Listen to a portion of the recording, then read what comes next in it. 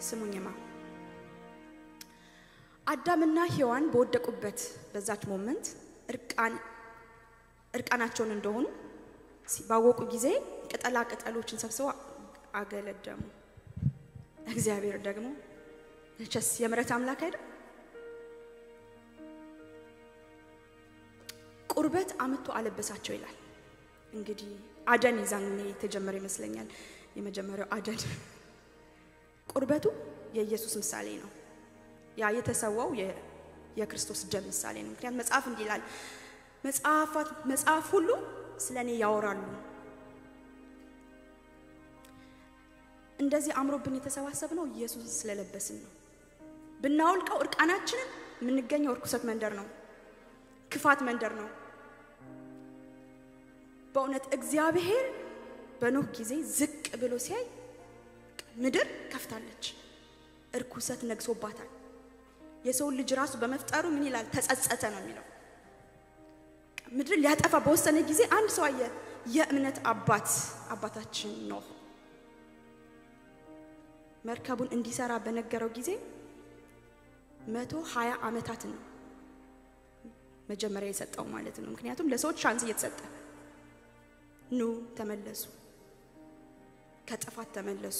120 ዓመት ሰው ትእዛዙ ሊቀበል ባለመቻሉ ከ100 ወደ 100 ከ120 ወደ 100 ዓመት 20 ዓመታት ተቀነሰባቸው። ምክንያቱም አይሰሙም። ኖህ ለ100 ዓመታት ያንን መርከብ ጧትና ማታ 24 ሰዓት ይቀጠቅጣል ማለት እያዩ አንተ ቂል ነህ እንደ ቢሉት እኮ አይፈረድባቸው። ምክንያቱም መርከብ ተሰርቶ ጀልባ የሚሰራ ውሃ ዳር ነው።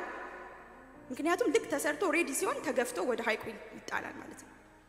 ምንም ሐይቅ በሌለበት ምንም ውቅያኖስ በሌለበት ምን የሚያክል እንጨት ጧትና ማታ ሲቀጠቅጥ በዙሪያው የሚያልፉ ሰዎችን አረባካችሁ ተመለሱ የጥፋት በቃ እግዚአብሔር ምድር ሊያጠፋት ነው። ማንንም አይሰማ። እነሱ ኖርማል ህይወታቸውን ቀጥለው ይጋባሉ፣ ያወልዳሉ፣ እርኩሰታቸውን ቀጥለዋል። አይሰሙ። ልክ አሁን እኛ እንዳለን ማለት ነው። ኢየሱስ ያድናል። መርከቡ ኢየሱስ ነው። አሜን። ዛሬ ስለ ኢየሱስ ሲነገር ሞኝነት ይመስላል። ያኔ ሲነገር ያሾፉበት ነበር። ይሄ ሽማግሌ ቂል ነው፣ በቃ ዝም ብሎ ይቀጠቅጣል ይሄን እንጨት ምናምን። ግን እግዚአብሔር እንደተናገረው ሰከንድ አልሞላበትም። የጥፋቷ ብቻ በጥፋቷ ይመስለኛል ሰማይ ተከፍቶ ዝናብ የዘነበው።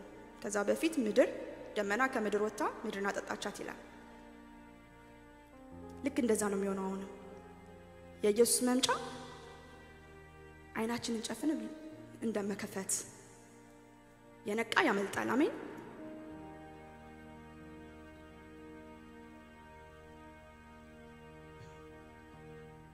I don't know የሆነ ድምጽ ይሰማኛል። እናንተን ይሰማችኋል? ምናልባት መድረክ ላይ ስለሆንኩ ነው መሰለኝ።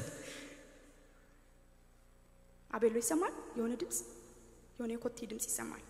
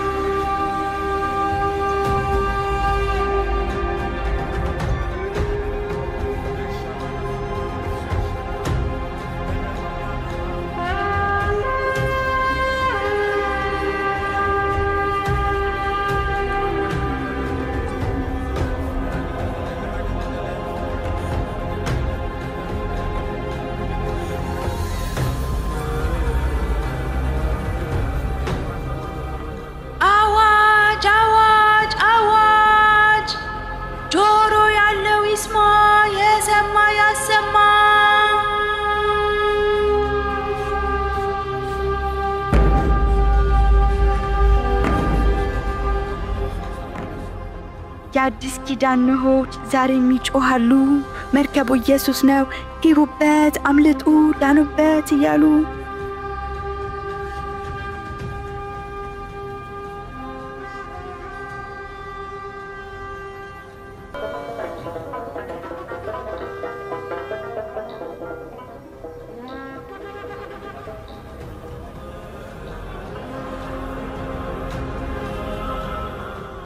እንደ ጥፋት ውሃ ልክ እንደ ኖህ ዘመን ድምፁ ያስተጋባ እሱ ዝም አላለን መጣው ይላል ፍጥረት ያስተጋባል ዓለም ተሸብሮ ያለቀ ይመስላል መሬት ማርጂታ ትወሰድ ይላታል የወጉት እያዩ በክብር ሲመጣ ታላቁ ተራራ መሸሸጊያ ሲያጣ የዓለም እድል ፈንታ የፍጥረታት እጣ በሕይወት መጽሐፍ ያልተጻፈ ስሙ ወደ እሳት ባህር ተጥለው ሲሰጥሙ ያመኑትም ደግሞ ለክብር ሽልማት ታጅቦ ሲሄዱ በብዙ መላእክት እልል እንኳን ደስ አላችሁ ጌታ ሊመጣ ነው ሊፈረድላችሁ መርከብ ያልገባችሁ ከዋይታ አምልጡ ፍጠኑና ግቡ እንዳይፈርድባችሁ እነሆ አሁን ነው የመዳን ቀናችሁ ጊዜው አልቋልና እንዳይረፍድባችሁ